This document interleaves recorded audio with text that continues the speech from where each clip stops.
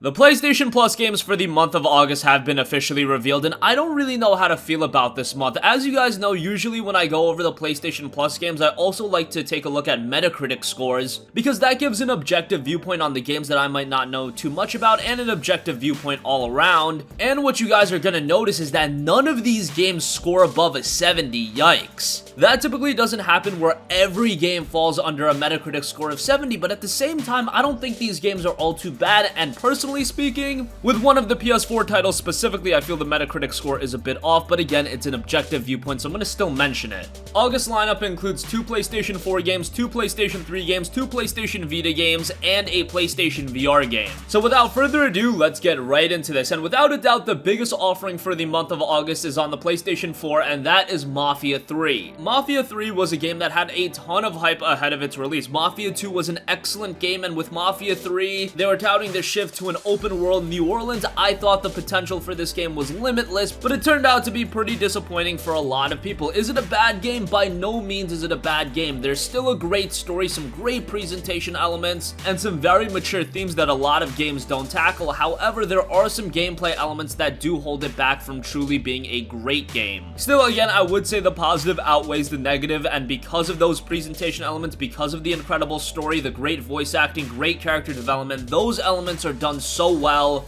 that it does make it worth getting through the gameplay. And the gameplay isn't awful, it's just a bit repetitive at times, and for a gigantic open world, it just felt rather lifeless at times. It does have a 68 Metacritic score, but this is the one I do disagree on. I did say it was disappointing, but that's because my expectations were so high for this game. I would still peg it around the 73 to 77 range.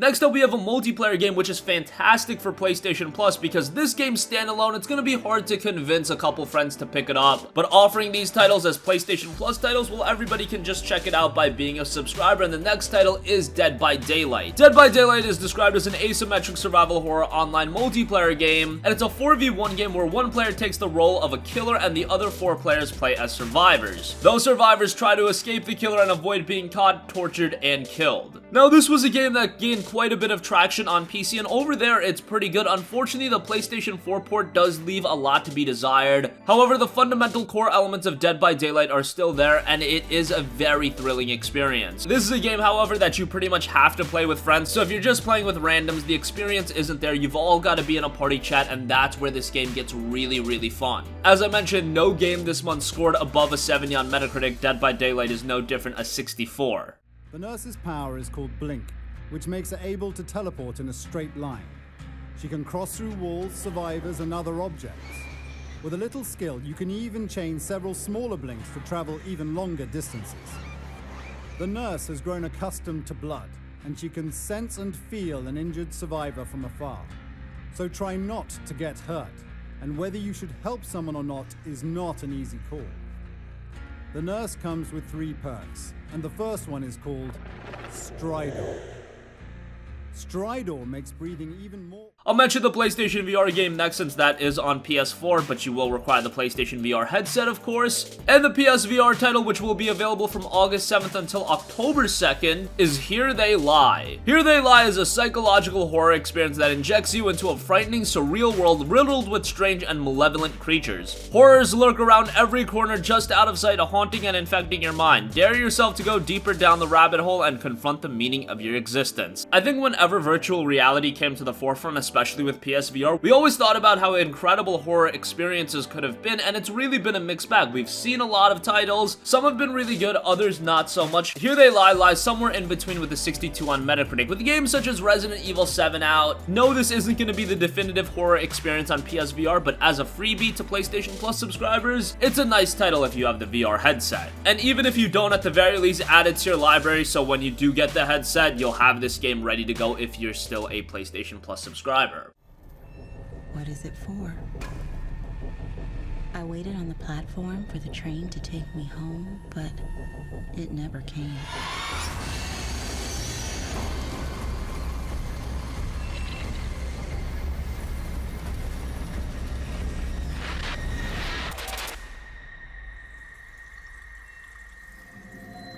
Sometimes the darkness is there for a reason. So those are all of the games playable on the PlayStation 4. Of course, as a Plus subscriber, you also get a couple of PlayStation 3 games, you get a couple of PlayStation Vita games. I know that doesn't pertain to everyone, so we'll go through those very quickly, but I thought it would be interesting to see what they're still offering on the PS3. First up, let's take a look at the PlayStation 3 titles. We have Bound by Flame. Bound by Flame is a very low-budget RPG. I remember playing this a couple of years ago, and this was a game that actually saw a release on the PlayStation 4, so kind of disappointing that we're just getting the PlayStation 3 version. I've seen this a little bit more recently where there's a PlayStation 3 and PlayStation 4 version of the game, but for some reason PlayStation Plus only gives the PS3 version. That's disappointing, but hey, it is what it is. Anyway, Bound by Flame, as I mentioned, very low budget RPG. It kind of reminds me of Two Worlds, and if you've played RPGs recently, Bound by Flame is not going to hold a candle to the more recent RPGs, but if you want to have a little bit of fun, dare I say even be a little bit humored by a clunky RPG, well, Bound by Flame will have you covered. It's got a 53 on Metacritic. Before locking them in a fast-paced combat style that favors raw damage, skilled rangers will command time itself, obliterating their foes in the blink of an eye. The pyromancer channels the fiery powers of the demon. Hurl fireballs, light your weapon on fire, invoke flame spirits, and more.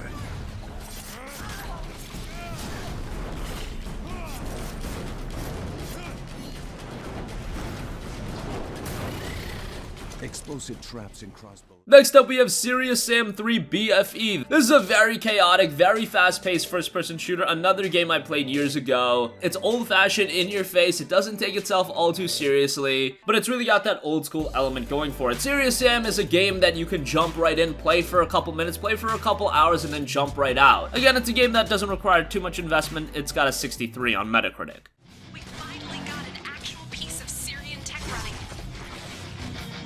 Extraction has failed. The bird is down. Sam? Is that you? You're alive? We can't hold out long.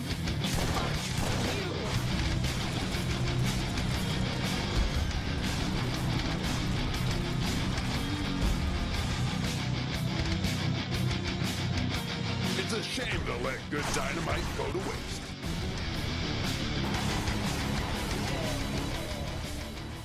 Lastly, let's go over the two PlayStation Vita titles. First, we have Draw Slasher. Draw Slasher tells the story of Hanzo, not-so-high ninja whose family was abducted by pirate monkey zombies. The basic game mechanics are touted as one of a kind, and they couldn't be any more simple. You'll have to tap to run, draw lines to slash, and punch the screen to pull up the abilities menu. It's a game that really utilizes the PlayStation Vita's external mechanics. It looks like a quirky little game. If you're on the PlayStation Vita, it might be a game worth checking out. 63 on Metacritic.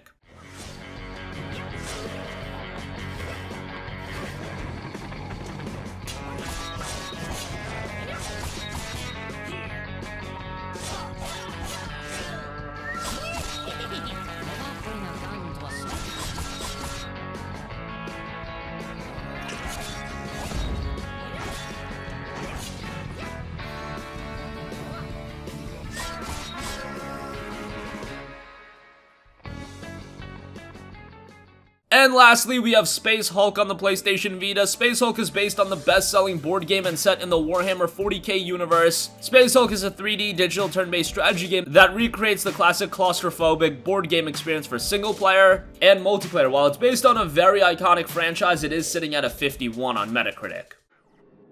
Vessel within the Space Hulk identified as the Wrath of Baal. We are near. Command. Chapel on Wrath of Baal located. We are at the moment of revelation. Movement. Multiple targets. Ready, brothers. Bring righteous death in the name of the Emperor. Awaiting your command.